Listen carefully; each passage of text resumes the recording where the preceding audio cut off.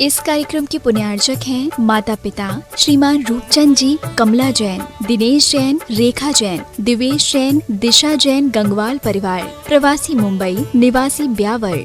स्वर्गीय श्रीमती पुष्पा देवी जैन की स्मृति में डॉक्टर श्री सुरेंद्र किशोर Jain, America, Shri Ashish Amita Jain, America, doctor चेतन जैन, डॉक्टर तृप्ति जैन, नोएडा, श्री संजय जैन, दीप्ति जैन, कनाडा, श्री सुहास जैन, प्रीति जैन, गाजियाबाद, श्री महेश जैन, श्रीमती निशा जैन, मास्टर माधव जैन के टेम्पल डे प्रथम मंदिर दिवस के उपलक्ष्य में पुत्र एवं पुत्रवधू श्री निपुण जैन, श्रीमती शिल्पी जैन, पुत्र एवं पुत्रवधू श्री ऋषु जैन, श्रीमती श्रुति जैन, करमपुरा, नई दिल्ली। सर्वमंगल मांगल्यम सर्वकल्याणकारकम प्रधानम सर्वधर्माणाम जैनम जयतु शासनम। पंच परमेष्टि भगवान की जय।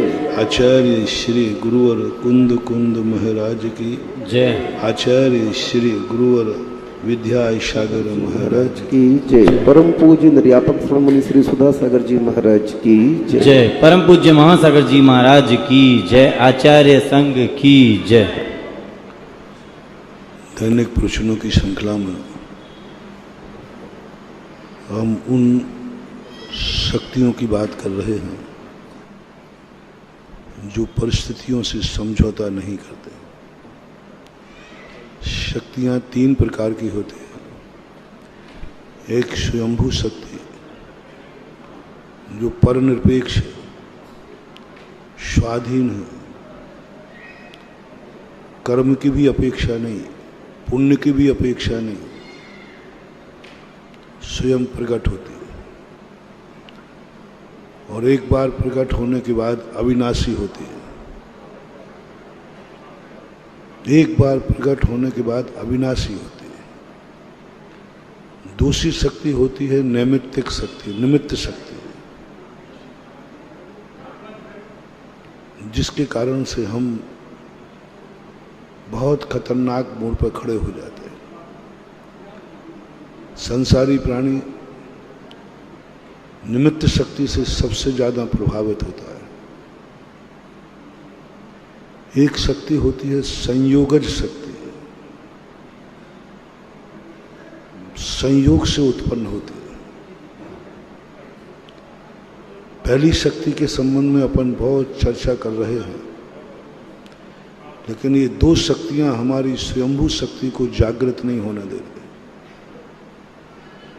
बीच में ये दो शक्तियां बहुत बड़ी खतरनाक शक्तियां हैं। इतनी खतरनाक शक्तियां हैं कि हमारा सब कुछ छीन लेती हैं, हमें अपाहिज कर देते हैं, गुलाम बना लेते हैं। इन दो शक्तियों से बचना बहुत जरूरी है। निमित्त शक्ति तो इतनी खतरनाक है, इतनी खतरनाक है कि वह निमित्त शक्ति का जब उपयोग होता है तो हमारे अंदर तीव्र पुण्य चाहिए, तीव्र पुण्य चाहिए। निमित्त शक्ति दो प्रकार का अटैक करती है। निमित्त शक्ति दो प्रकार से अटैक करती है। एक तो दुख देने रूप, कुछ निमित्त ऐसे हैं जो इतने शक्तिशाली हैं कि अच्छे अच्छे मुनिराज भी अपनी उपादान शक्ति बौनी महसूस करते हैं। बड़े बड़े शक्तिमान भी पराजित हो जाते। छायक सम्यक दृष्टि भी जब कोई निमित्त शक्ति हमारा सर्वनाश करने के लिए तैयार हो जाए, जब निमित्त शक्ति हमारी स्वयंभू शक्ति पर हावी हो जाए, रुला देती है, रुला देती है। यहां तक कि व्यक्ति को मरने का भाव करा देती है। बहुत खतरनाक है। स्वयंभू शक्ति को किम करता मूड कर देते हैं। निमित्त शक्ति यदि दुश्मन बन के खड़ी हो जाए, इस दुश्मन बन के शक्ति जब खड़ी होती है हमारे पाप कर्म के उदय से, उस पाप कर्म ने हमारी उपादान शक्ति को इतना त्रोहित कर दिया, इतना ढांक दिया कि वह हमें कहीं का नहीं रहने देती। कर्म की एक ऐसी निमित्त शक्ति ने आकर के पाप के रूप में आया। बड़ी बड़ी शक्तियां, 63 सलाह का पुरुष बलभद्र राम, जब उनकी निमित्त शक्ति विरोध में खड़ी हुई, राम रो पड़े। राम वो महाशक्ति थी जिन्हें कोई रुला नहीं सकता था। उन्हें अयोध्या का राज्य छिन गया, रुला नहीं पाया। वनवास हो गया, रुला नहीं पाया। वो मुस्कुराती हुई हंसती थी। अपनी उपादान शक्ति जन्मांतरों से, 10 भव से सलाह का पुरुष जो हैं 10 भवों से अपनी उपादान शक्ति जागृत करते हैं। लेकिन उपादान शक्ति के सामने, उपादान शक्ति हम 2 तरीके से जागृत करते हैं। स्वयंभू शक्ति 2 तरीके से जागृत करते हैं। एक व्यक्ति पुण्य बढ़ा के करता है, पुण्य से करता है, बस ये चूकता है। जितने तरह सलाह का पुरुषों पर कष्ट आए, इन्होंने अपनी शक्ति तो बढ़ाई, लेकिन पुण्य के बल पे बढ़ाई, धन के बल पे बढ़ाई, वैभव के बल पे बढ़ाई, सुदर्शन चक्र के बल पे छुड़ाई, हलधर के बल पे बढ़ाई। इतना पुण्य कमाया, इतना पुण्य कमाया, कौन क्या कर लेगा? कौन क्या कर लेगा? बलभद्र हूं, हलधर हूं,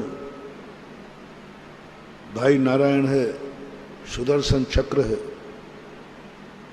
शक्ति स्वयं की, लेकिन वह शक्ति पुण्य के बल पर जागी। मुझे कुंदकुंज स्वामी ने जब पुण्य को हे कहा तो अच्छा नहीं लगा। पुण्य की बुराई कोई सुनना नहीं चाहता, बहुत बुरा लगता है। अध्यात्म ग्रंथ व्यवहाराभासियों को अच्छे नहीं लगते। व्यवहाराभासियों को कुंदकुंज स्वामी रुचते नहीं है।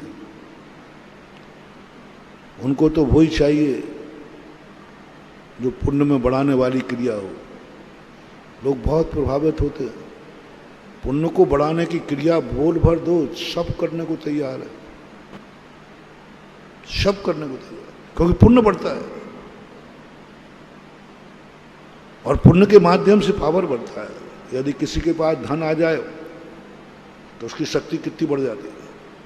कौन क्या कर लेगा? मर्डर भी कर दूं तो FIR नहीं लिखी जाएगी, अटैच ही तो भेजना है। बोलो भाई, धन की कोई ताकत है कि नहीं? तुम लोग बोलो ना। अरे महाराज बहुत ताकत है, बहुत ताकत है। धन की ही ताकत है। ताकत, धन आ जाए तो व्यक्ति गधा भी पहलवान हो जाता है, क्योंकि उसको सब तरफ दुनिया अपनी मुट्ठी में लेने के लिए क्या दिखता है? धन।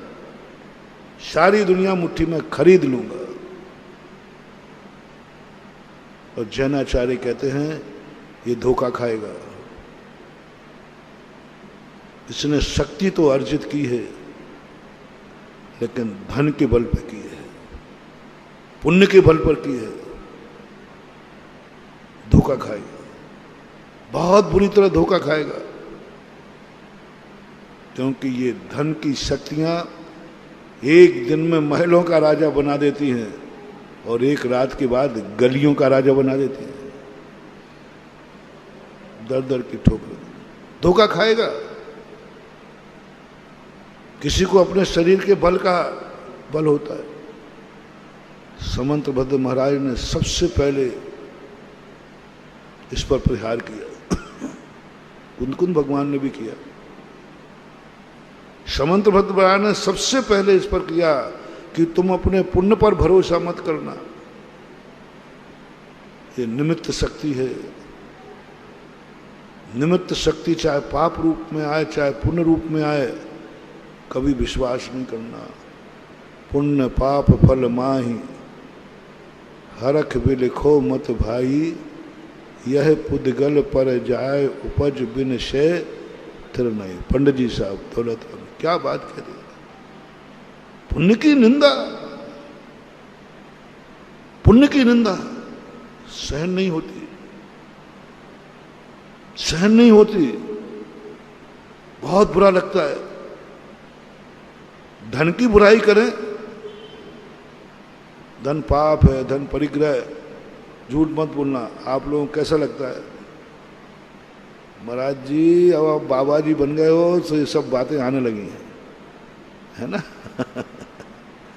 हाँ, पैसा की बहुत बड़ी कीमत है, बहुत।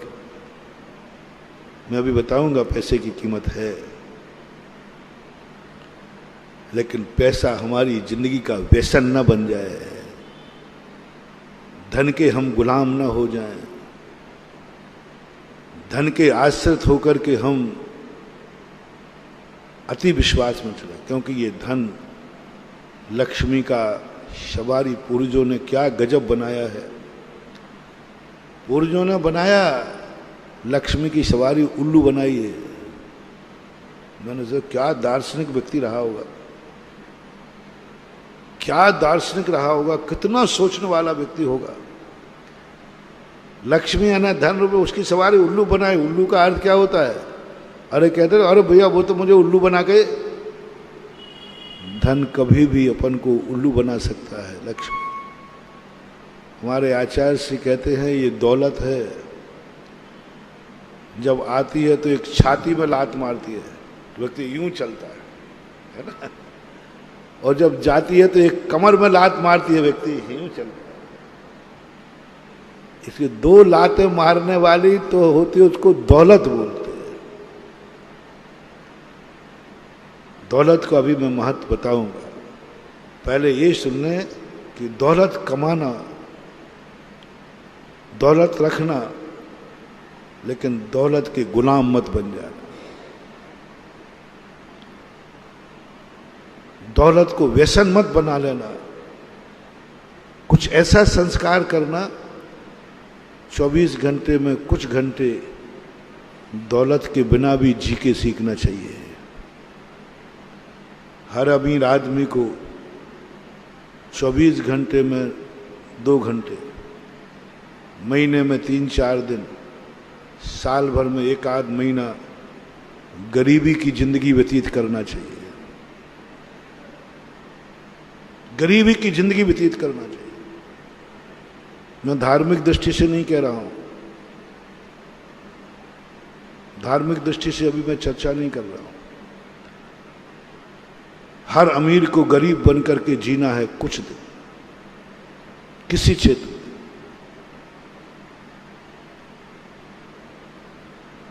रामचंद्र जी को द्रोणाचार्य ने राजपुत्रों को पढ़ा रहे थे, अयोध्या नरेश के पुत्रों को पढ़ा रहे थे, भाभी नरेश को पढ़ा रहे थे।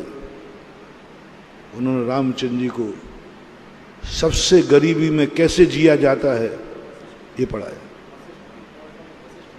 वशिष्ठ द्रोणाचार्य पांडव को सबसे गरीब गरीबी की जिंदगी क्या होती है।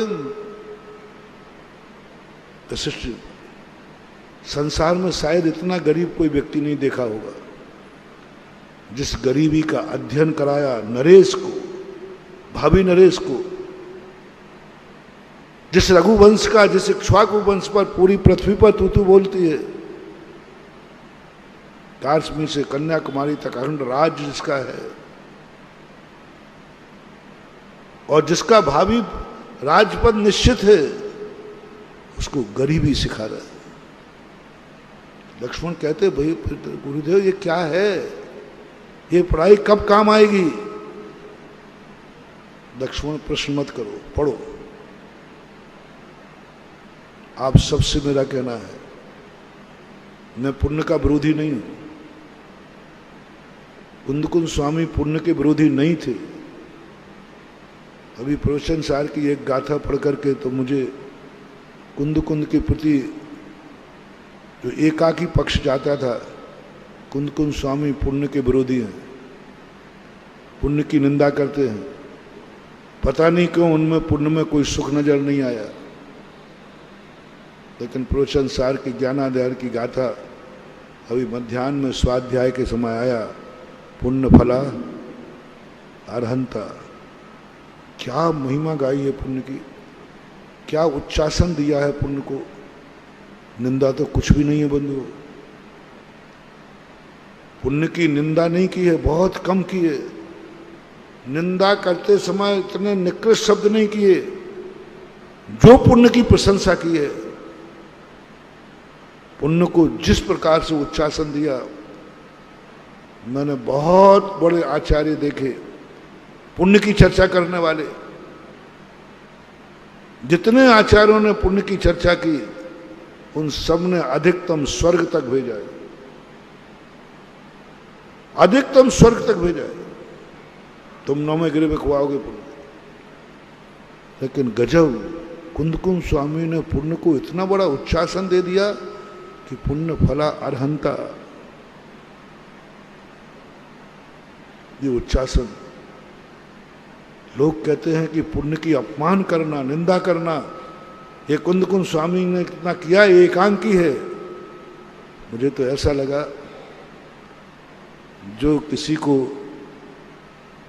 थप्पड़ मारता है, यदि वो उससे तेजी से आशीर्वाद देता हो तो वो दुश्मन नहीं कहलाता, वो गुरु कहलाता है। गुरु किसे कहते हैं? थप्पड़ भी मारता है तो गार्जियन किसे कहते हैं? जिसे मात्र आशीर्वाद देने का ही अधिकार ना हो, थप्पड़ मारने का भी अधिकार हो, वह गार्जियन।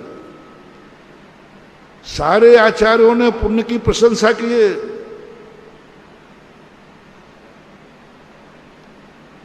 और जब कोई व्यक्ति पूर्णतः पुण्य की प्रशंसा करता है, समझ लेना वो श्रोता, वो भक्त बिगड़ेगा। जब जब तुम्हारे लिए पुण्य की प्रशंसा करेंगे तुम बिगड़ोगे, शंभु शक्ति से दूर भागोगे, शंभु शक्ति से दूर भागोगे। क्योंकि जब पुण्य से काम हो रहा है तो क्यों मेहनत करोगे? कमाया मिल रहा है। ज्यादातर लोग को कर्जा मिल जाए डूबते, लोन मिल रही है ले लो। लेते समय तो अच्छा लगता है, फिर चुकाते समय कुड़की होती है, कुड़की। पुण्य एक ऐसे ही खतरनाक लोन है जो हमें कहता है तुम्हें कुछ नहीं करना, पुण्य बढ़ाओ, तुम्हारा पुण्य सब मिलेगा, सब कुछ मिलेगा। व्यक्ति धीरे धीरे इतना प्रमादी हो जाता है। और पुण्य और पाप ऐसे दो बदमाश हैं। एक उदाहरण आता है, पुण्य पाप कैसे है। एक ऊंट था और एक सियार था, दोनों दोस्त थे। एक दिन दोनों फुटककड़ी होती है, डंगरा होता है बूंदे, फुटककड़ी, उसको खाने के लिए एक बगीचे में घुस गए। तो सियार तो जल्दी पेट भर गया, ऊंट का नहीं भरा। तो सियार कहता है यार मुझे तो वहाने की भाव हो रहा है। ऊंट कहता भैया थोड़ा चुप रहे, मुझे खा लेने दे। तो सियार कहता है कि नहीं साहब मैं तो आऊंगा। वो वहां पड़ा, इतने में मालिक आ गया, ऊंट पकड़ा गया, जम के पिटाई हुई, ऊंट पिट गया। सियार पाप का प्रतीक है, सियार पाप का प्रतीक है। ऊंट ने समझाया, कहा, नहीं माने। पाप के कर्म को, उदय को अपन कितने ही समझाएं, मुनि महाराज समझाएं, बड़ी बड़ी शक्तियां समझाएं कि देख पाप थोड़ा तो सहायता कर, थोड़ा तो सहयोग कर। हम भगवान की सिफारिश लगाए देते हैं, अशुभ कर्म नहीं मानते। अशुभ कर्म का उदय आ जाता है ना, तो अपन भगवान की सिफारिश लगवाते, शांति धारा की सिफारिश लगवाते, भक्तांबर की सिफारिश लगवाते हैं। फिर भी पाप कर्म का उदय उस सिफारिश को भी नकार देता है। गुरु की सिफारिश लगवाते हैं और गुरु लगा भी देते हैं।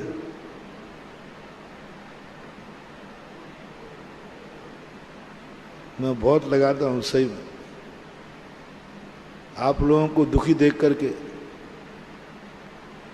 आप लोगों की फाइलें कमजोर होकर के, आपके गृहस्थी की झंझटों को में जहां अटक जाती है, तो मैं अपनी सिफारिश लगा देते हूं, हे कर्म थोड़ी दया कर, मेरा भगत है। तो ऐसे सिफारिश ऐसी लगती है ना, जैसे वो नेता लोग कहते हैं ना, अरे भाई वो अपनो ही व्यक्ति छे, जो काम तो करनो ही है ना, ऐसा कहते हैं कुछ। अब नहीं, ये काम तो करना ही है, अपनी व्यक्ति है ऐसा, और उसकी पहुंच होती है। अच्छा आपका ही कोई व्यक्ति है तो साफ हो जाएगा, पहले मना कर दिया था उसने, पहले काम करने के लिए मना कर दिया था, सिर्फ भी फाइल फेंक दी थी। जैसे बड़े आदमी ने सिफारिश कहा कलेक्टर के पास, एसपी के पास, जिसके पास भी है, अरे भाई उसके तुमने फाइल फेंक दी, वो तो अपना ही व्यक्ति है। अच्छा साहब आपका व्यक्ति है, अच्छा अब मालूम नहीं तो उसने बताया ही नहीं, ठीक है साहब हो जाएगा, काम हो गया। और मैं अपने भक्तों की जितनी सिफारिश करता हूं, शायद दुनिया में कोई करता है कि नहीं मुझे पता नहीं, मैं तो करता हूं। और मेरी जितनी भगवान तक पहुंचे, जिस फाइल पर मेरी सिफारिश नहीं चलती मैं भगवान की लगवा देता हूं। हाँ देखो मैं छोटा आदमी हूं, हमारी इतनी ज्यादा सोर्स नहीं है, अपनी जितनी सोर्स है, जितनी दम है उतना मैं लगा देता हूं। अब कोई बड़ी केस आ जाए, बड़ी फाइल हो, तो फिर मेरी भगवान तक बहुत अच्छी पहुंच है, बहुत बढ़िया। जहां तुम्हारी फाइल अटकी वहां नहीं है मेरी पहुंच, भगवान तक पहुंच है, और भगवान की वहां तक पहुंच है जहां तुम्हारी फाइल है। तो मैं भगवान से कहता हूं, भगवान तू अपने सीधा, साहब वो वहां मेरी पहुंच नहीं है, आपकी पहुंच है। भगवान एक मेरा भगत है, उस पर आपकी सिफारिश लग जाए तो उसका काम हो जाए। सुबह शांति धारा के लिए जाता हूं भगवान के पास, काय के लिए जाता हूं? तुम्हारी फाइल की सिफारिश करने जाता हूं।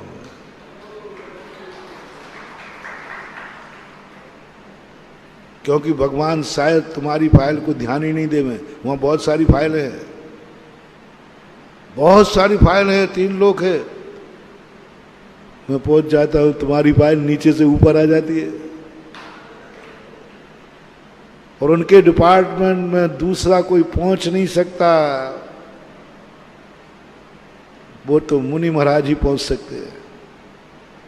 उनके ऑफिस में कौन पहुंचे? तुम भक्तों के लिए मैं प्रतिदिन मंदिर में जाता हूं, अपने लिए नहीं, मेरी कोई फाइल नहीं है, मेरा कोई कार्य नहीं है, मैं तो अपने आप में जिस दिन मुनि बना उसी दिन कृत्य हो गया।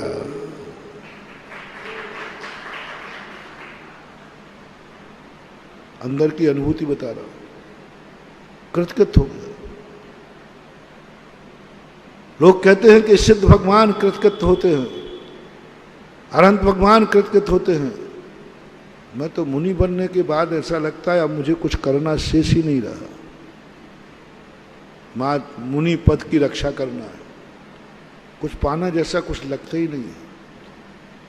ये लगता है कि मुनि पद की सुरक्षा करना है, अब कुछ करना नहीं है, सुरक्षित रहना है। मुनि बनने के बाद क्या करना भैया बताओ, क्या करना बताओ? कुछ कुछ करना ही नहीं। ना तो हमें शरीर की चिंता। क्या गजब का जैन दर्शन के। हाँ हाँ, लोग कहते हैं सिद्ध भगवान कृतकृत होते हैं। अरे जैन दर्शन में तो जिनवाणी ने मुनि को ही कृतकृत कर दिया। तुझे क्या करना है? तुझे आहार की चिंता नहीं करना। तेरे आहार की चिंता के लिए श्रावक खड़े हैं, एक नहीं सैकड़ों खड़े हैं। तू चिंता मत कर, सोचना ही नहीं। लाइन लगी है, बीमार हो जाए तू चिंता मत कर। तेरे बीमार होते ही हर आंख में आंसू रहता है। तू क्यों बहा रहा है आंसू? आंसू वो बहाता है जिसके दुख पर दुनिया आंसू नहीं बहाती। हाँ, डॉक्टर जाते हैं, डॉक्टरों के पास तुम जाते हो, यहां डॉक्टर ही आ जाता है। और तुम क्या कहते हो?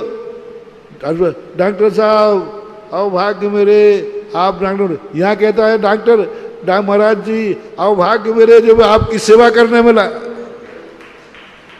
वहां मरीज धन होता है, यहां वैद्य धन होता है। कोई रोता वह है जिसके लिए कोई नहीं रोता है, जिसके लिए दुनिया रोती है। हे श्रमण, तुझे अपने दुख पर नहीं रोना, क्योंकि तेरे दुख से तो सारी दुनिया रो पड़ती है। साधुओं को जब थोड़ा कष्ट आ जाए, नगर नगर में भक्तांबर चालू हो जाते हैं, अभिषेक चालू हो जाते हैं, पूजाएं चालू हो जाती हैं। आचार्य श्री का अभी थोड़ा सा स्वास्थ्य खराब हुआ, सारे भारत के मंदिरों में यहाँ तक दुआएं आने लगी कि हे भगवान, हे महाशक्ति, यदि बीमारी करना है तो मुझे कर दो, मेरे गुरु जी को स्वस्थ कर दो। हम लोग अपन सब आए भाव, आते हैं भाव के नहीं। यदि कोई देवता पूछे मैं तुम्हारे गुरु को स्वस्थ कर दूंगा, तुम्हें अस्वस्थ रहना पड़ेगा, तो तुम्हारी क्या राय है? मेरी तो सहमति है, मेरा गुरु सदा स्वस्थ रहे। यदि बीमारी की संख्या ही आपको चाहिए तो मेरा नाम लिख लो, उसको क्या चिंता करना, जिसके लिए सारा जगत बैठा। कुछ भी नहीं करना मुनि बनने के बाद, कुछ भी नहीं करना। पुण्य कमाना नहीं, पाप कमाना नहीं, कुछ तो नहीं करना। काहे के लिए पुण्य कमाऊं? क्या चाहिए पुण्य करके? कौन सा बाजार करूंगा, कौन सा मार्केटिंग करूंगा?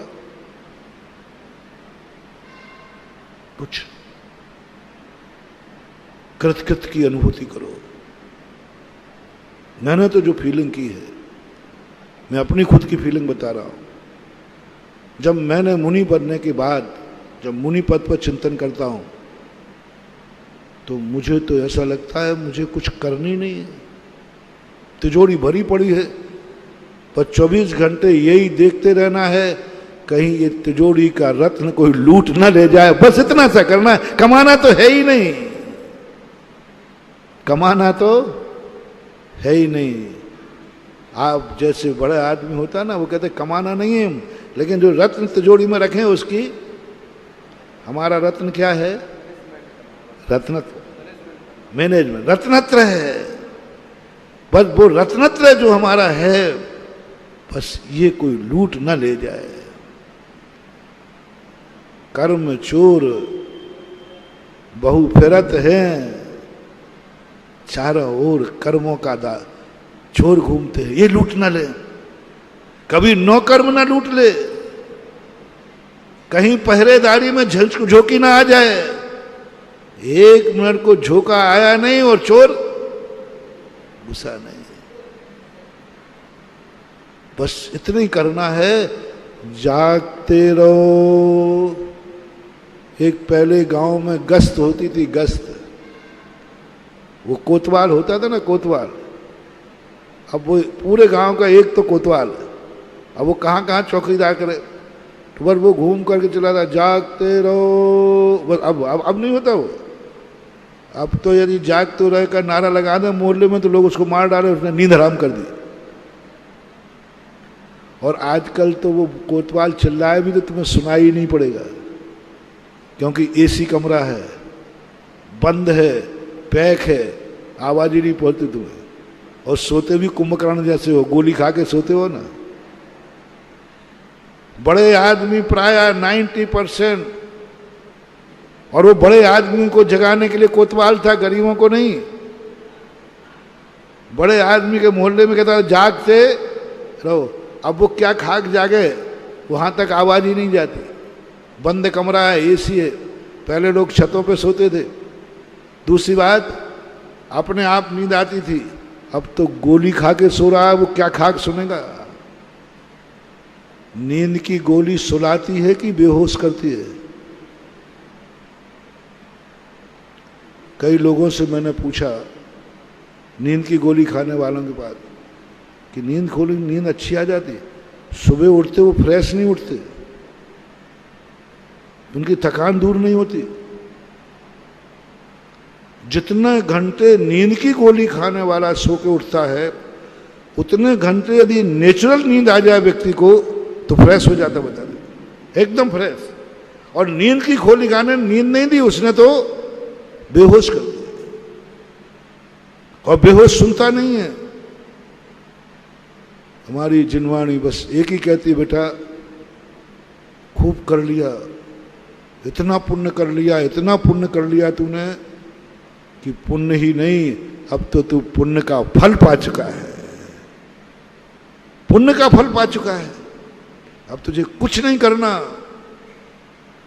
बस जो रत्नत्व रूपी संपत्ति है इसको सुरक्षित, जागते रहो, जिए निद्रा, जागते रहो।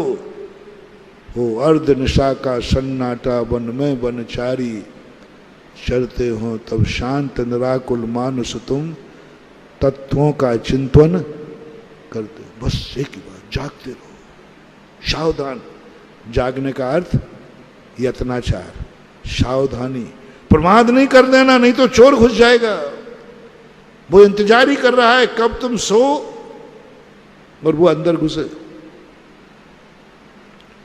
चोर हमेशा मालिक के सोने का इंतजार करता है। कोई लूट नहीं ले, कभी कर्म कभी नौकर्म। हम नौकर्मों से प्रभावित नहीं होना, नौकर्मों से प्रभावित नहीं होना। कई बार नौकर्म परिणाम बिगाड़ देता है। तो मैं तो कृतकृत हूं, कुछ नहीं करना। सामायिक में कुछ करना नहीं है, कुछ नहीं करना, यही सामायिक है। ये कोई करना कहलाता तो विश्राम कहलाता। विश्राम किसे कहते भाई, आप लोग बताओ। रिलैक्स, कुछ नहीं करने का नाम भाई वो आराम में क्या कर रहा, कुछ नहीं कर रहा है, रिलैक्स। मैंने सामायिक को देखा, सामायिक कोई मेहनत का काम है क्या? सामायिक करना नहीं है, सारे कृत्य छोड़ करके रिलैक्स, शांत, निर्भय, बस कुछ नहीं करना, शांत रिलैक्स हो जाओ, एकदम रिलैक्स। बड़े महाराज लोगों से तो और कह दिया गया, कुछ नहीं, चिंतन भी नहीं, नमोकार मंत्र भी नहीं, कुछ चिंतन नहीं, एकदम चिंतन से परे, रिलैक्स, टिक जाओ एक पर, रिलैक्स हो जाओ, शांत एकदम। बहुत कर लिए तुमने मेहनत। जो योगा सिखाते ना, वो बहुत योगा करने के बाद फिर क्या कहते हैं, चित लेट जाओ, बिल्कुल रिलैक्स, एकदम बिल्कुल शांत, सब ढीला छोड़ दो, सब ढीला छोड़ दो, मन को ढीला छोड़ दो, इंद्रियों को ढीला छोड़ दो, हाथ पैर को ढीला, बिल्कुल एकदम रिलैक्स। इसी का नाम तो सामायिक है, और है। अभिप्राय बदला है, वो शरीर को स्वस्थ करने के लिए रिलैक्स करता है, और मुनि आत्मा को स्वस्थ करने के लिए रिलैक्स करता है। बस लक्ष्य बदला है, क्रिया वही है। वो सोचता है शरीर में जो थकावट आ गई ना, ये रिलैक्स दूर है। और साधु क्या सोचता है, आत्मा जो अनादिकाल से भ्रमण करती आई 84 लाख योनियों में, ये मन वचन काय की चंचलता करती आई है, इसको रिलैक्स दे दो, ये मन वचन काय व्यायाम करते करते, ये मन वचन काय योग से योगा, योग से योगा, वो योगा में थक रहा है और ज्ञानी योग में थक रहा है। योग से थक जाता है, कितना मन, कितना वचन योग, काय योग, तो वो इसको रिलैक्स करता है। इसे शास्त्रीय भाषा में गुप्ती बोलते हैं। वहां क्या कह दिया उसने, बिल्कुल मन को ढीला छोड़ दो, कोई चिंतन नहीं, कोई टेंशन नहीं, कुछ नहीं, शरीर को बिल्कुल ढीला छोड़ दो, मौन ले लो। ये परिभाषा तो हमारे यहां यही लिखी, यही परिभाषा लिखी हमारे दी से हम यही किए, कुछ अंतर ही नहीं। मनुगुप्त की परिभाषा मैंने पूज्यवर सुखचंद आचार्य महाराज ने लिखा, मन को शांत कर दो, चिंतन भी नहीं, बस चित्त, चिंतन भी नहीं, बस सत्य पर टिक जाओ, सत्य पे भी नहीं, द्रव्य पे टिक जाओ, द्रव्य भी नहीं, द्रव्य की सत्ता पर टिक जाओ, सत्य पर नहीं, सत्ता, सत लक्षण है, सत्ता स्वभाव है। सत्य बिल्कुल भिन्न चीज है। कई लोग सोचते हैं कि सत्य तक पहुंच जाऊं वही धर्म है। नहीं, सत्य तो लक्षण है, सत्य तो पहचान है, सत्य तो ध्वजा है, सत्य तो इंडिकेटर है, सत्य तो माइलस्टोन है, पर सत्य तो साइन बोर्ड है कि द्रव्य यहां है। सत्य तो लक्षण है, सत्ता, सत्ता अनुभूति है, सत्ता आनंद है। दिल्ली की गद्दी सत्य है फॉर एग्जाम्पल, तो दिल्ली की गद्दी में आनंद है कि सत्ता मिले तो उसमें आनंद है। दिल्ली की गद्दी क्या है? सत्य। तो उस सत्य में आनंद है कि सत्ता में? सत्य में आनंद नहीं है। जब उस पर अपनी सत्ता महसूस हो, दूसरी पार्टी आती, दिल्ली गद्दी तो अभी भी है। आपका चेहरा क्यों उतर गया भैया? कोई सत्य खत्म नहीं हो गया? आपको भारत से प्रेम है ना? हाँ, भारत से प्रेम है। दिल्ली से प्रेम है ना? बोले हाँ है। तो दिल्ली तो सुरक्षित है। आप चेहरा क्यों उतर गया? बोले सत्ता उतर गई तो चेहरा उतर गया। सत्य तो भी है। दूसरी पार्टी वाला भी बैठेगा तो भी दिल्ली की गद्दी रहेगी कि नहीं? लेकिन दूसरी पार्टी का दुख क्यों हो गया? सत्य का दुख किसको है? सत्य से लगाव किसको है? बहुत बड़ी बात मान लो। सत्य से जिस दिन लगाव हो जाएगा तो हारने पर चेहरा नहीं उतरेगा। तुमको कोई बात नहीं, सत्ता गई है, सत्य नहीं गया। सत्य तो है। गद्दी तो अभी भी है। गद्दी का कुछ नहीं बिगड़ा। सत्ता में परिवर्तन हुआ है, सत्य में परिवर्तन नहीं होता। लेकिन आनंद सत्य में नहीं, आनंद सत्ता में आता है। जितने नेता लोग हैं, इन लोगों को दिल्ली की गद्दी से राग है कि अपनी पार्टी की अपनी सत्ता से राग है? ये चुनाव दिल्ली के लिए लड़ रहे हैं कि सत्ता के लिए लड़ रहे हैं? और सत्य के लिए जिस दिन लड़ेंगे उस दिन भारत अखंड होगा। उस दिन कोई पार्टी नहीं होगी, कोई पार्टी नहीं हो, कोई चुनाव नहीं होगा। सबका एक ही नारा हो, सत्य सुरक्षित रहना चाहिए, सत्य सुरक्षित रहना चाहिए। कोई भी बैठो, सत्य सुरक्षित रहना चाहिए। लेकिन होने वाला नहीं। एक उदाहरण देता हूं इस सत्य का। शरण्यक पुराण में आया है। सत्य का राग देख रहा हूं। एक बेटा था, दो माताएं झगड़ा करने लगी। ये बेटा मेरा है, ये मेरा। सत्ता की लड़ाई थी। बेटा तो है, जीवित है, लेकिन दो नारियां सत्ता के लिए लड़ रही थी। ये बेटा मेरा है, दूसरा कहता मेरा है।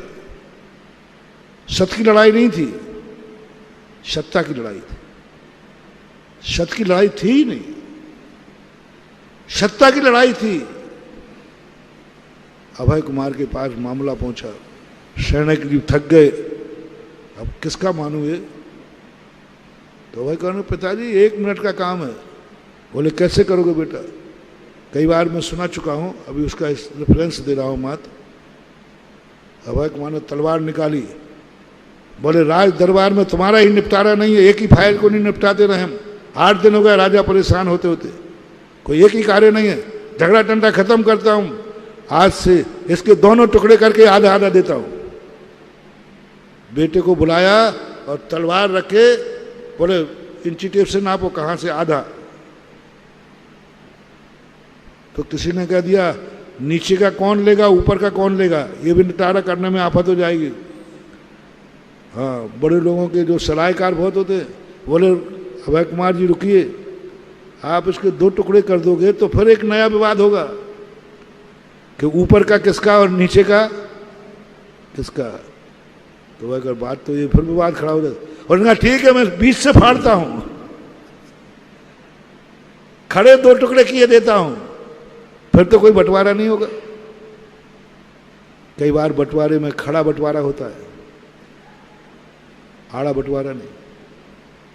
खड़े मकान में दीवारें खिंचती हैं, खड़ी दुकान 2 टुकड़े में हो जाती है। खड़ी दुकान, खड़ा बंटवारा होता है। तैसे ही वहां कहा, एक मां जो सच से प्यार करती थी, सच्चा प्यार था, उसने कहा मैं झूठ बोल रही थी, ये बच्चा मेरा नहीं है, ये बच्चा मेरा नहीं है, ये झूठ बोल रही, मैं झूठ बोल रही थी। अभय कुमार ने तलवार रख दी, पिताजी निर्णय हो गया, ये बच्चा इसी का है। और जो दूसरी मां थी, उसने कहा हाँ 2 नहीं 4 टुकड़े करो, बच्चा मेरा है, मैं लेके जाऊंगी, खाली हाथ नहीं, कुछ ना कुछ तो चाहिए। बंधु वहां जाकर के अभय कुमार ने कहा, मां बोलो तुमने झूठ क्यों बोला, बच्चा मेरा नहीं है? बोले साहब आप तलवार लेके 2 टुकड़े कर रहे थे, बच्चा इसके पास रहेगा लेकिन कम से कम जीवित तो रहेगा, मैं इसे देख तो लूंगी।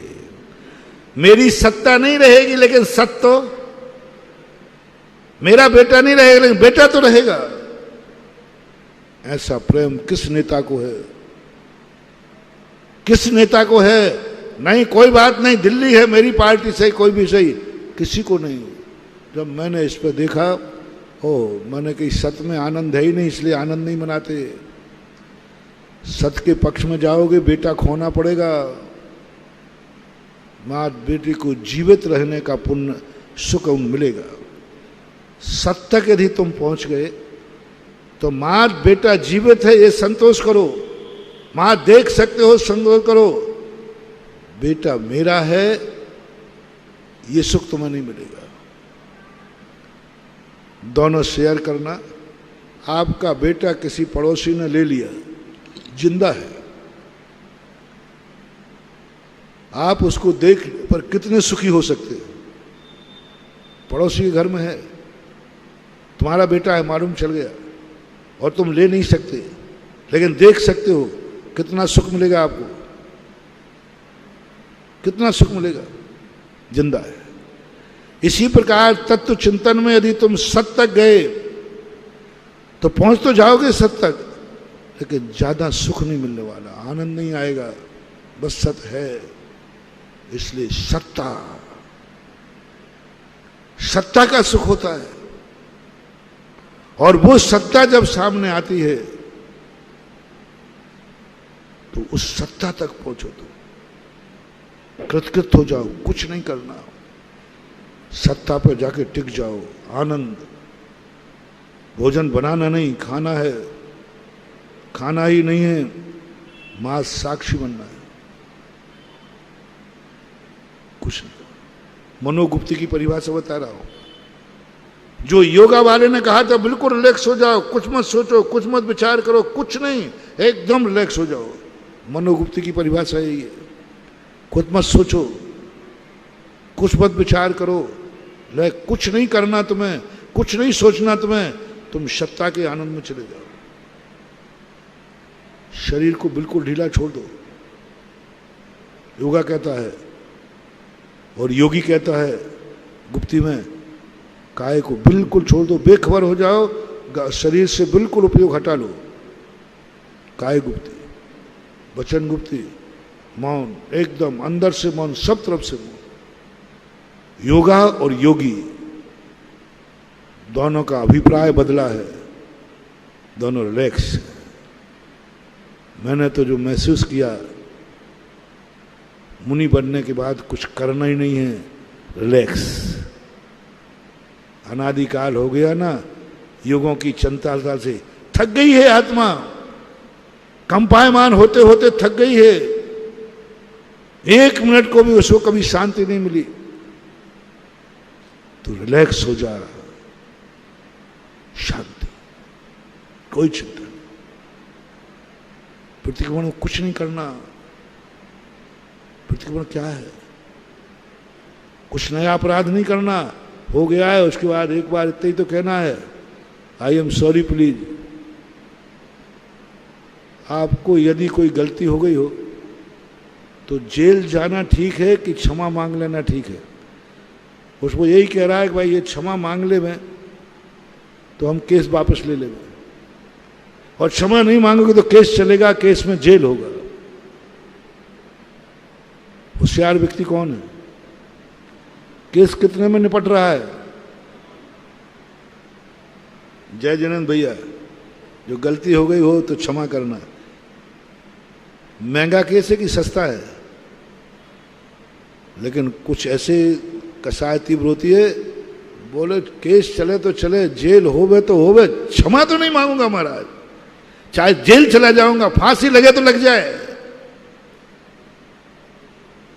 जिनवाणी कहती है तुम्हारा गलत है, इतने छोटे में निपटारा, गजब। प्रतिक्रमण इतनी छोटी सजा, इतनी छोटी सजा।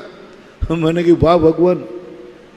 और अपराध देखो, एक बार प्रतिक्रमण के अर्थ लगा रहा था, ऐसे भयानक अपराध, ऐसे भयानक अपराध मैं तुम्हें नहीं बताऊंगा। प्रतिक्रमण में ऐसे भयानक अपराध, जिन अपराधों पर यदि केस चले तो सीधा नरक और निगोद से कोई दूसरा जेल मिलेगा ही नहीं। प्रतिक्रमण में जो अपराधों का वर्णन है उसमें सीधा नरक निगोद है, कोई जमानत भी नहीं है, कोई जमानत नहीं। और इतने में निपट रहा भैया, इतने में निपट रहा, जो मैंने कल कहा था, जो हुआ वो गलत हुआ, मुझे खेद है, आगे ऐसी गलती नहीं करूंगा। और प्रायश्चित में थोड़ा सा, ओहो, प्रतिक्रमण इतना सरल सजा, इतनी सरल सजा। मैंने कहा ना 33 सागर का नरक भोगना पड़े, निगोद में जाकर 2.5 पुद्गल परावर्तन तक भोगना पड़े, ऐसे खतरनाक पाप है वो जो मुनियों के प्रतिक्रमण में आते हैं, कभी मन से, कभी वचन से, काय से। मात प्रतिक्रमण कहता है बेटा चिंता मत कर। बोले भगवान बहुत खतरनाक पाप है, मेरे से हो गया। बोले चिंता मत कर, शाम को प्रतिक्रमण की तैयारी कर। और जैसे ही प्रतिक्रमण किया, सारी फाइल खत्म। तो प्रतिक्रमण बहुत सस्ती सजा है, कुछ नहीं करना, आई एम सॉरी प्लीज, गलती हो गई। स्थिति कुछ नहीं करना, वंदना में कुछ नहीं करना, थोड़ा देख के ही तो चलना है, ना कुछ उठाना है ना कुछ रखना है, कृतकृत्य की अनुभूति करो। इसलिए मुझे तो ऐसा लगता है, मुझे अपने लिए तो कुछ करना ही नहीं। सही बताऊं, मैं तो इतना कृतकृत्य हूं, मैं अपने लिए तो नमोकार मंत्र की भी मुझे जरूरत नहीं, कोई जरूरत नहीं। भटकेर आचार्य महाराज ने कहा तुम अपनी श्वास पर दिख जाओ, श्वासोश्वास का ध्यान रखो, नमोकार मंत्र नहीं। लेकिन मैं देखना, मैंने पहले कह दिया, मेरे लिए ना मंदिर चाहिए, ना तीर्थछेद चाहिए, ना नमोकार मंत्र चाहिए, कुछ नहीं चाहिए। मैं करूं क्या? मुझे कमाई भी नहीं चाहिए, मैं इतना कमा चुका। मैं वाटर प्रूफिंग करूं वाटर प्रूफिंग करूं तो भी हमारा पुण्य नहीं रुकता, वो तो आ ही जाता है। लेना ही पड़ेगा, आपका पुण्य ऐसा तेज, इतना पुण्य तेज मुनि महाराज का, ये बहुत बड़ी दशा है, इतना पुण्य आता है। अब लेकिन करें क्या, कैसे करें? अब आपका समय हो गया, अब आएगा पुण्य तो पंप तो लगाना ही पड़ेगा, और पंप के नहीं लगाओगे तो फिर पुण्य में डूब जाओगे। तो फिर जिनवाणी ने कहा थोड़ा निकाल बाहर। तो निकाल के कहाँ रखूं ये तो बताओ। समय आपको हो गया, आज इतना ही। इस कार्यक्रम के पुण्यार्जक थे माता पिता श्रीमान रूपचंद जी, कमला जैन, दिनेश जैन, रेखा जैन, दिवेश जैन, दिशा जैन, गंगवाल परिवार, प्रवासी मुंबई, निवासी ब्यावर। स्वर्गीय श्रीमती पुष्पा देवी जैन की स्मृति में डॉक्टर श्री सुरेंद्र किशोर Jain, America, Shri Ashish Amita Jain, America, doctor चेतन जैन, डॉक्टर तृप्ति जैन, नोएडा, श्री संजय जैन, दीप्ति जैन, कनाडा, श्री सुहास जैन, प्रीति जैन, गाजियाबाद, श्री महेश जैन, श्रीमती निशा जैन, मास्टर माधव जैन के टेम्पल डे प्रथम मंदिर दिवस के उपलक्ष्य में पुत्र एवं पुत्रवधू श्री निपुण जैन, श्रीमती शिल्पी जैन, पुत्र एवं पुत्रवधू श्री ऋषु जैन, श्रीमती श्रुति जैन, करमपुरा, नई दिल्ली।